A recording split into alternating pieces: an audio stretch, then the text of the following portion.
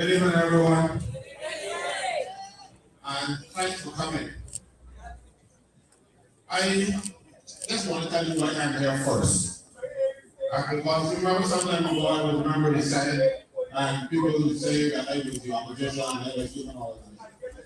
And that's because the government took all 30 seats and Bishop Halliday crossed the floor and he asked me if I would become an opposition senator.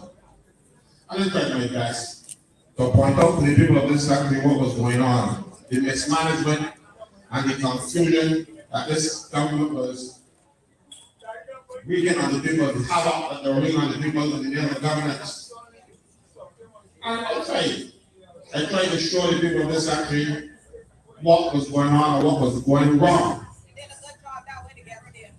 Well, I don't know if the job was good enough because the people did not listen. And at the next poll, 3.5 years later, the Prime Minister took all 30 seats again. I was disillusioned. I was hurt. I couldn't believe that they did after seeing what this government did to them in the first year, in the first term, that they would return into office. I was sure the elections were rigged. I couldn't believe it because this government started on a mission of robbing the poor and making sure the rich were covered. One of the first things they did, and the people of this country should never forget, this water and sewage tax. You have people not too far from here who live in some houses that do not have any water in the house. They got one pipe running from the road and they do everything in the yard. They used to pay $32 a month. And this government put a tax of $45 on a $32 bill. I don't know what about that. Some of these people were so dire straits that they could not pay the $30 a month. It was that bad. Now, if you can't pay $32, then another $45 they can't pay either. But the people who are swimming pools in their homes, they have to pay the same $45 sewage tax. Believe it or not. And those people went and voted for them again. I cannot believe that the people of this country could be so that. I am putting up countries are trying to be nice and the United Nations. As a matter of fact, nobody has ever approached me to become a diplomat.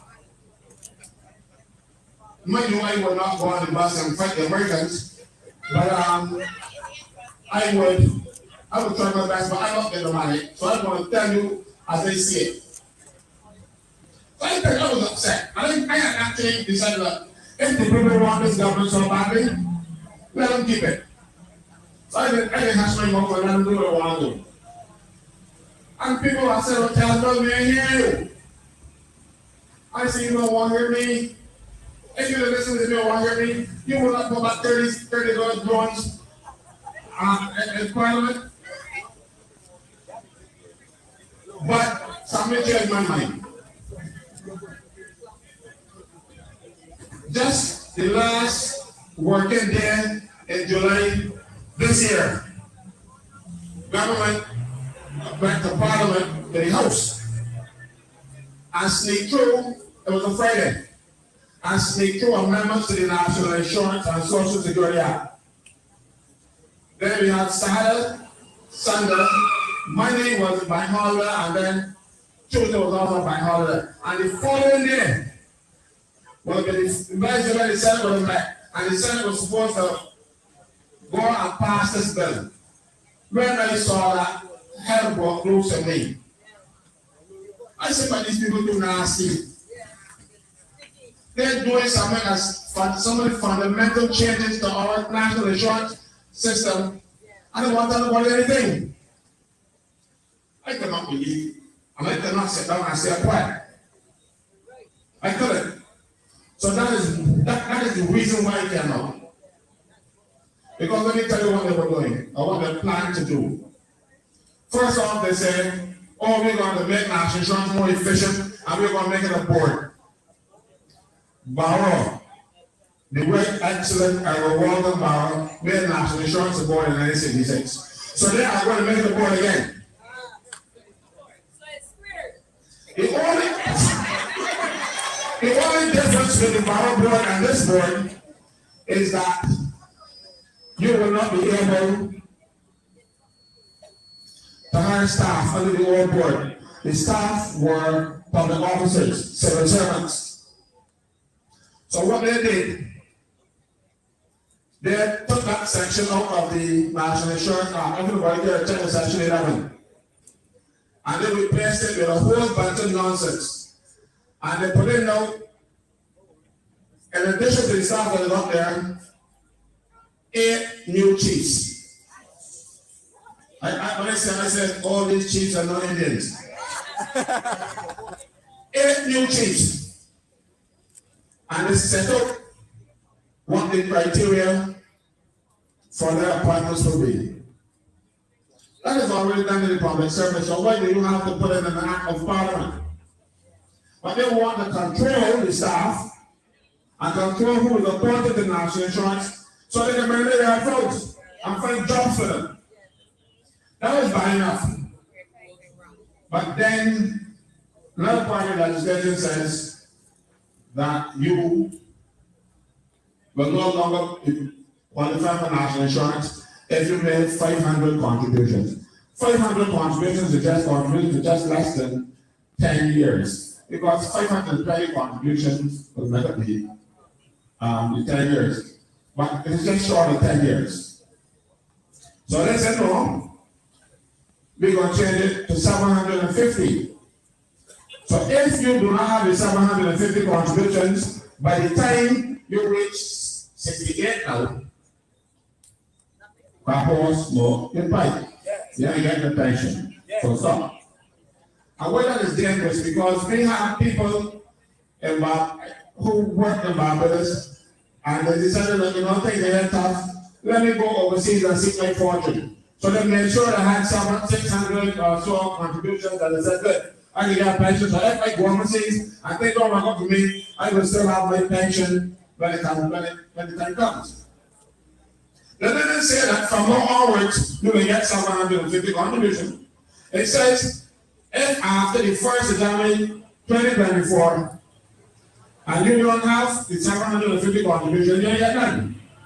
So that people overseas right now, some of whom are calling me and ask me what to do. I said, well, sweetheart, you're going to come back. You're going to come back and work for 5 years. These incompetent lot, they did all of this at the behest of the IMF.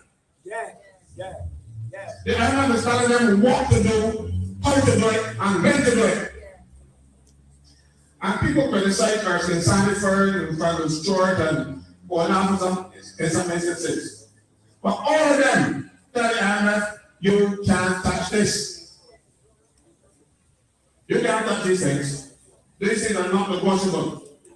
But as soon as this comes into power, she decided that she's going to take instructions from the IMF, even if those instructions will hurt us. She doesn't care. Don't mind about the church and Mayor cares. Mayor cares about one thing. I wasn't thinking China. And once she's satisfied with that, anything goes. Yeah.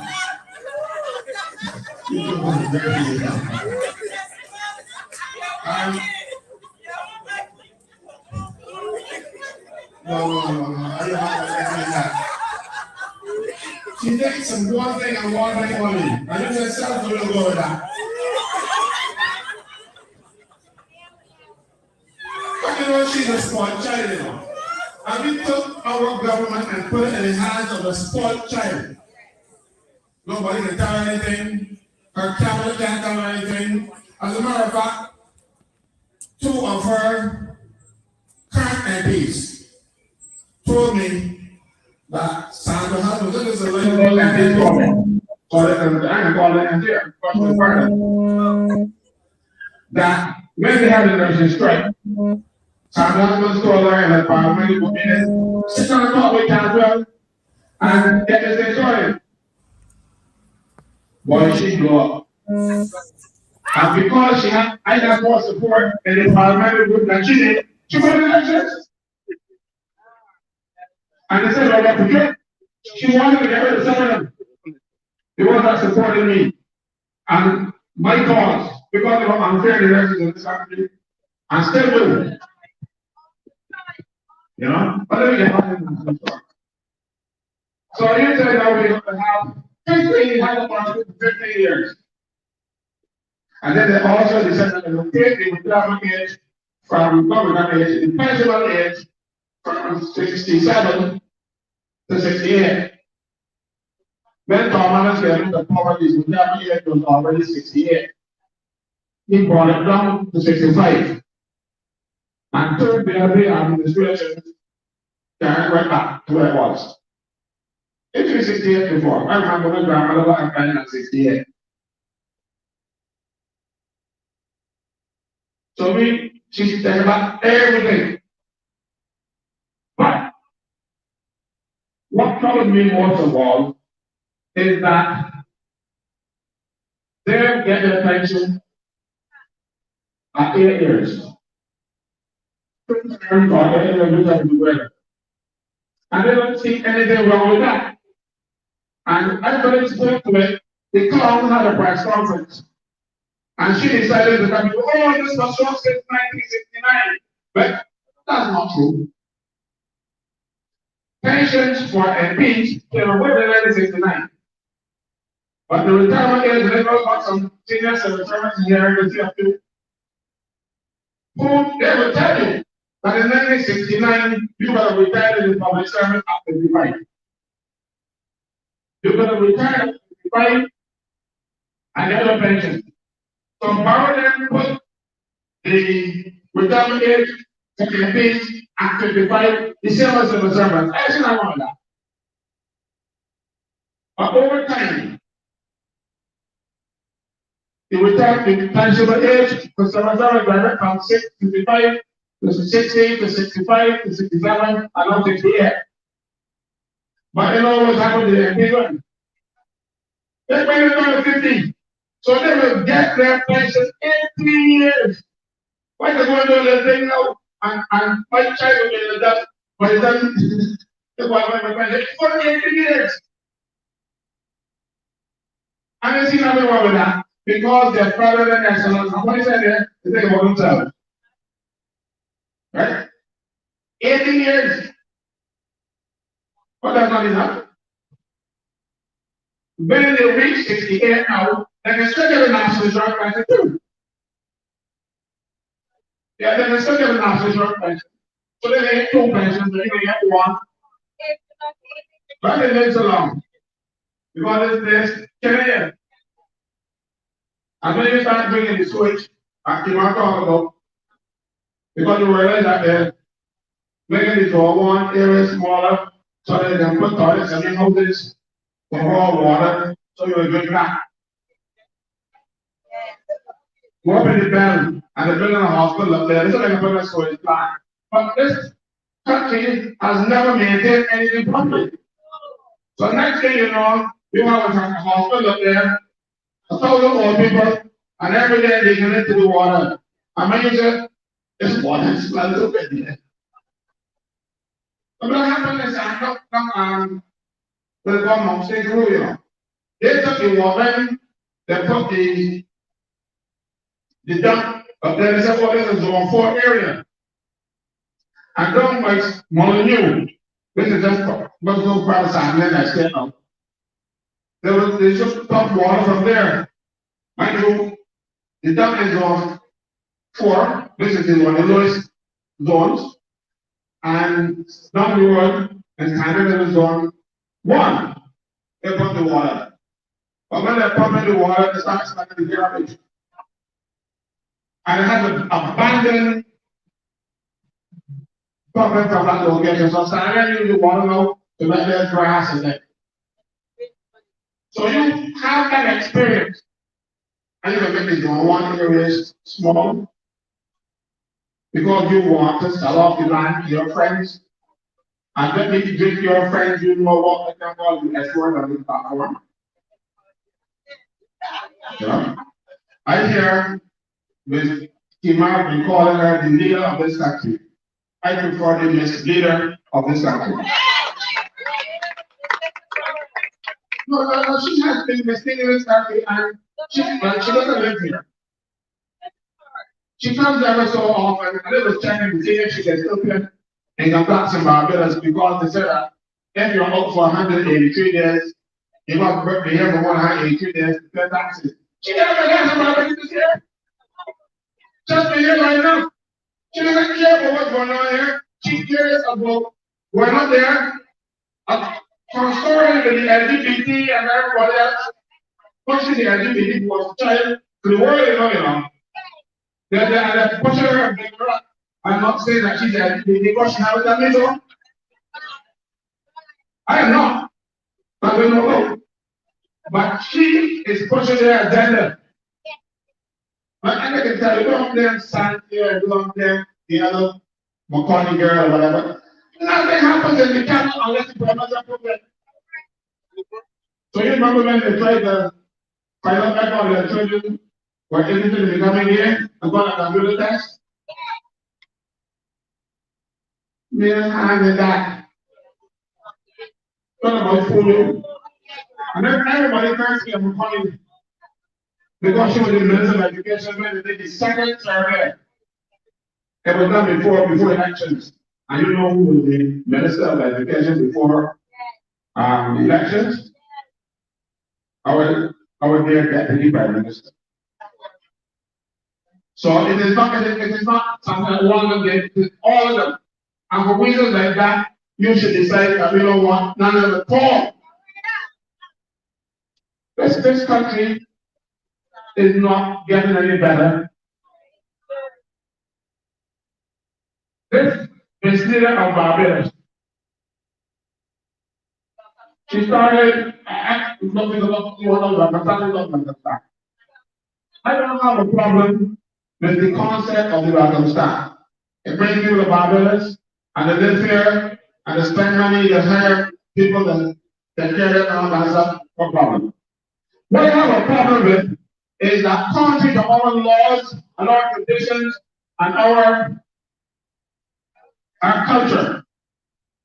One of the things that put in this thing is that you will allow domestic partnerships. Well, I got domestic partnership I can put my wife. But they define domestic partnership as a man and a man, woman and a woman. You know? Because everything else is defined. So they put that in our laws. I remember asking them in the past, I said, tell me something. According to our law, burglary is against the law. And you have two people, about 2 men or 2 women living together as domestic partners. When they come home from work and they cook dinner, you think that they just walk there and all this and they say, they can do something else. So the government is encouraging people to do that. But that is not, you see, that is not part of our culture. Freddie was talking about how the Africans rejected it. You want to know why? When they brought the slaves to Barbados, there are some African languages that did not have a word for homosexual because it didn't exist there. No matter what, we have to go to the word because I have right. We use a cow and I put the ear on it. You know, the cow. So we had to make a word for it because the Africans did not know what it was. And we encouraging it. We promoting it. Because everything the people outside of Barbados want, some princess decided that she's going to follow. And she started herself. I was angry when she did the gas tax and the water tax, but nothing greater. I picked my anger more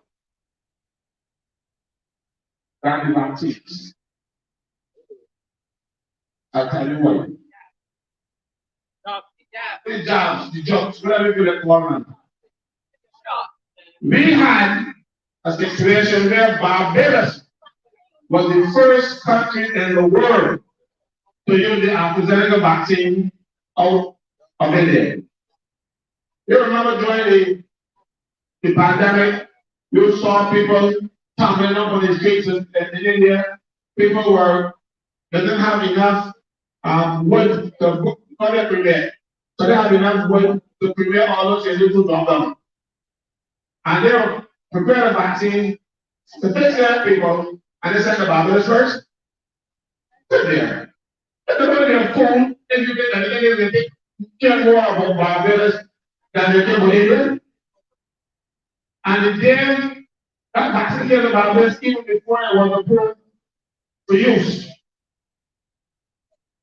that vaccine was used here, and then what should have happened? The Indians were looking to see if Barbados was dying. And then when they didn't die in the numbers that they thought, they started in India. She did that to us. She used us as guinea pigs. As a matter of fact, but she wanted me to get the poison. But she offered me one. Because I said, the actual schools sent me an email, I was in the Senate then, and tell me that my vaccine is scheduled for 1 o'clock at 11:40. I got 11:40, so what do you do? So I called Randstad. And I told them that they tell me to come to the airport for my vaccine at 1 o'clock. I tell them, I didn't even pass it there. So I tell a chance to them. But then the person from the town, all of the government was supposed to call, I said, you're not coming. You people are really ridiculous. Because I'm not only Sandra Franklyn, I'm Sandra and Mrs. Franklyn. So you will go out and say, you don't want it? No, she won't. When you, and they did that. I asked her what moves she don't want that. So the next, the another thing you got to do is very my mother was 89. I said, my mama, I asked her the thing. I didn't have a vaccine, they want to carry you on. My mother said, guys, I'm 89 years old. I never had a vaccine yet. I want to know. My 89-year-old mother, who worked all the way from the plantation, showed more common sense. A bunch of people who have done that to get a job. 89, she was 89 then. But she passed out last year. But she used more common sense because vaccines don't come overnight. But she used us as benefit. That is what I will always and ever hold against her. You know? So everything outside, I need cards. That is not going on for the told you. For the told you right now, we're not going to go over that again. But they are using Barbados as a control group to see what they work. So she volunteers for that. You know why? Because it helps her to promote herself, to make her palatable. And they call it palatable to the world community, to make her Secretary General of the United Nations. That's what she's looking for. The woman ain't competent to be Prime Minister of Barbados. She ain't competent to be MP. But the problem is, she's not pretty. I'm not sensibly pretty. Yeah, she's not pretty. Sit down and don't listen to how she's saying it. Listen to what she's saying it. And you will see that it's doing rubbish. 9 times all the time. And when they were putting there, after the she started because she got experience. If one has more ambition and common sense for education. But she can talk pretty. And talking pretty has allowed the people of Barbados to get tricked. Yeah. We have been tricked. But we wanted to because we've been in 30 seats. And at those 30 seats, she ruled Barbados.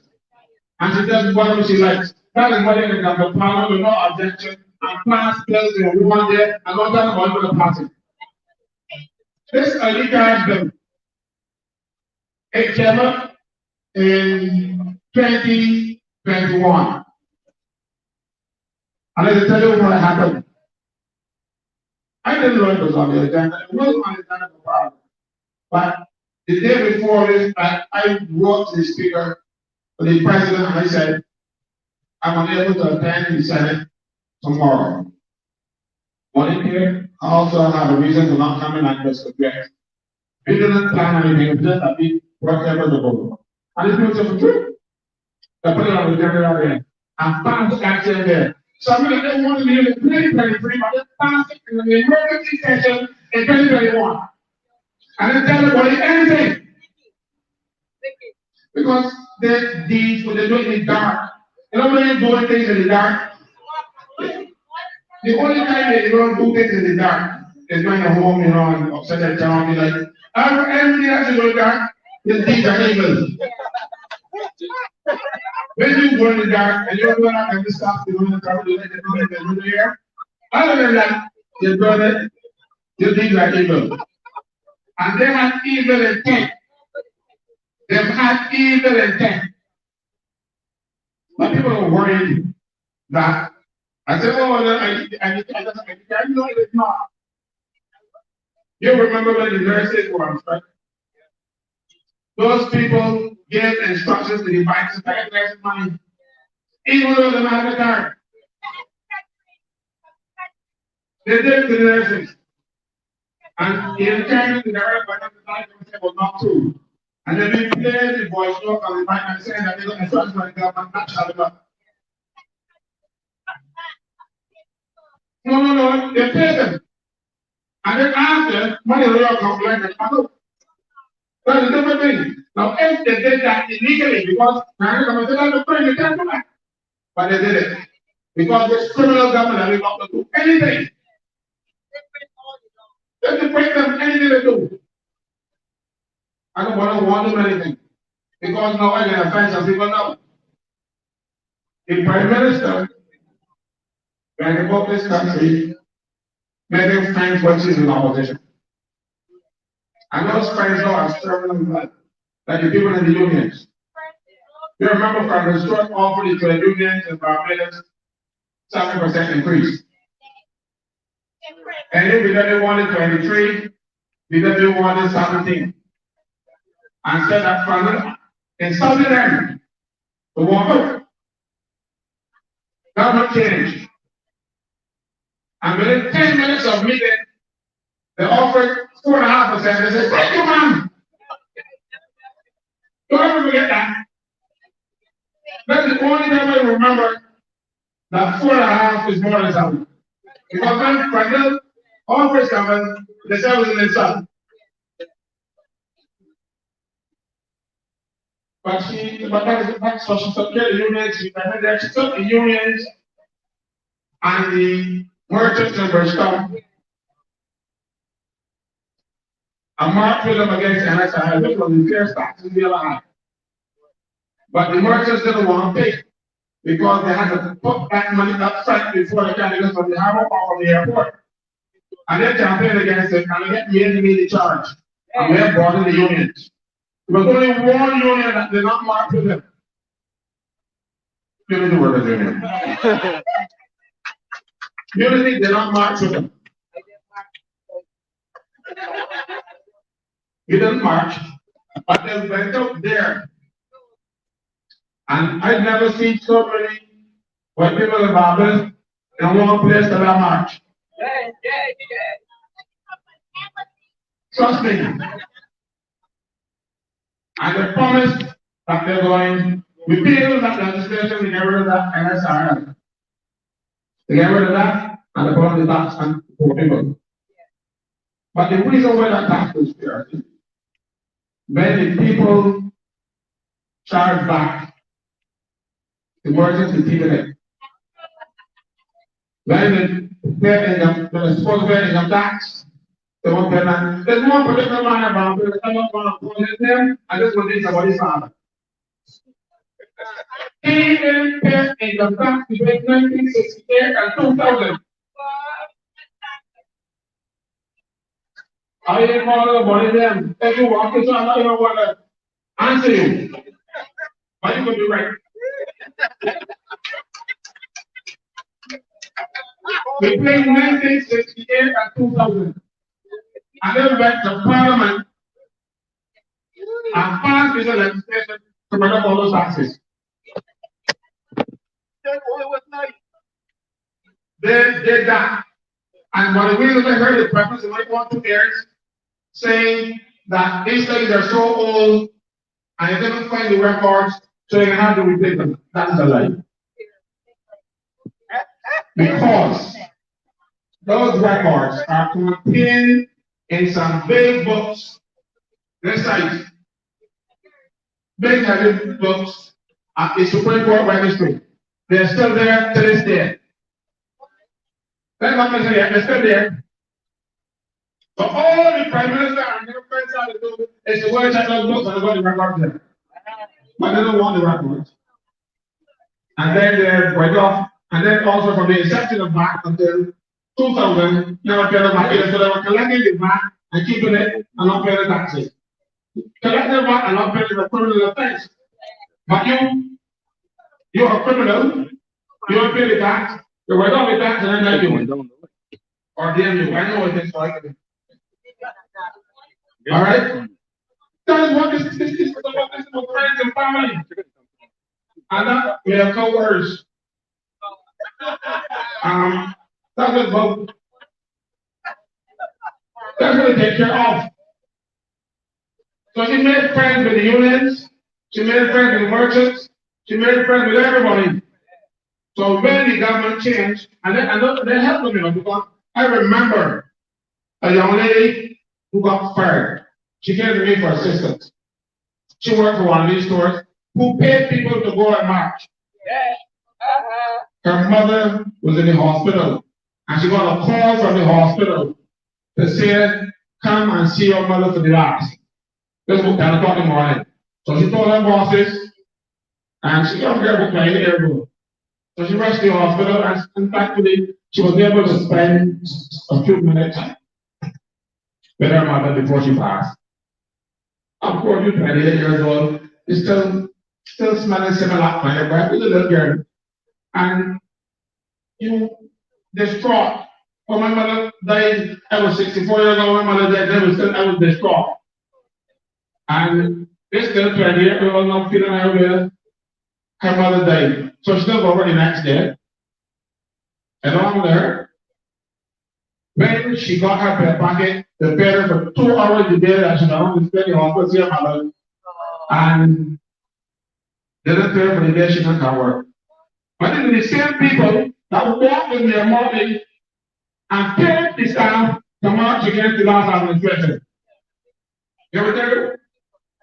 I see these things.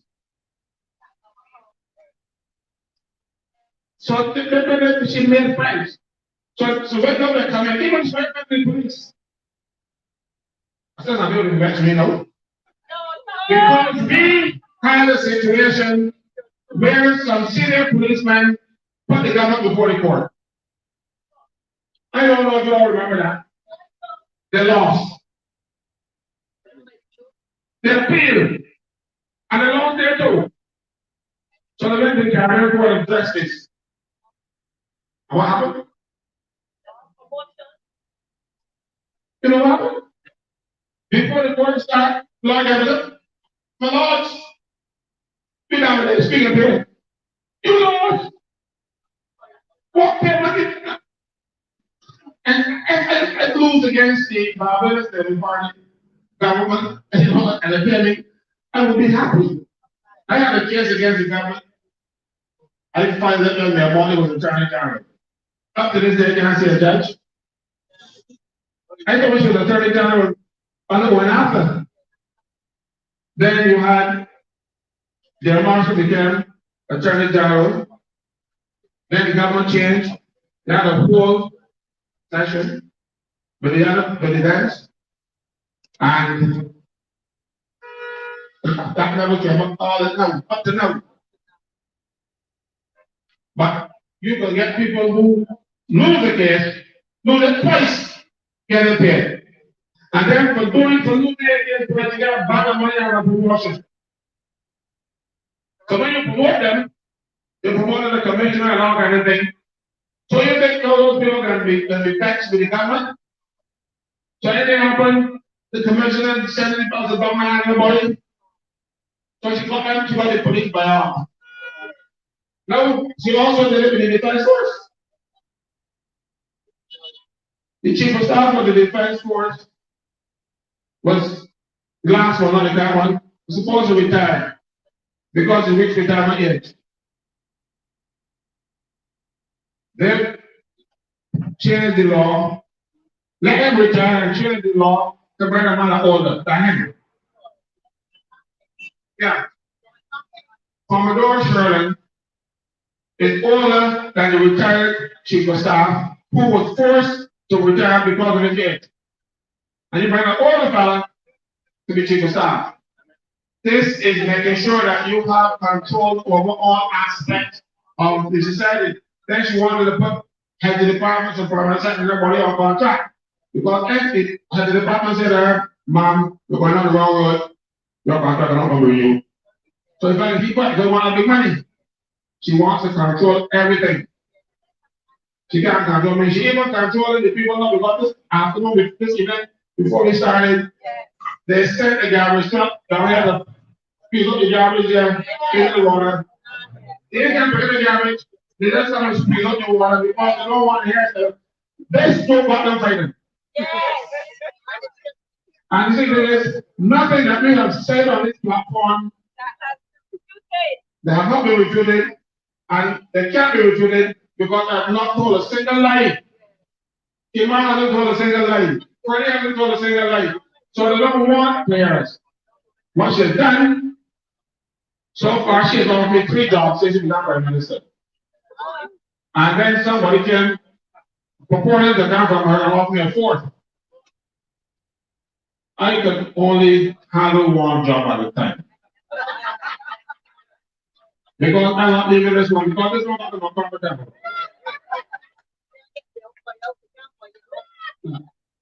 I grew up poor. My father had 15 children and he was prolific.